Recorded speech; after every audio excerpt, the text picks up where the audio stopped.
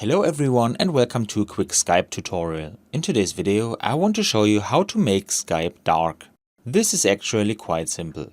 First of all, let's open Skype. Here I am on my start page where I can see all my contacts. Now I click on the three dots up here and go to Settings. Here I click on the Appearance tab. I can find the different modes in the area down here. And I can easily switch from light to dark mode. I also have the option of linking the settings for dark mode to Windows so that I can manage the settings centrally in one place. However, dark is the right choice for this tutorial. And that's all you need to know. I hope you enjoyed the video and I will see you again in the next tutorial. Until then, your tutorial guy. Bye.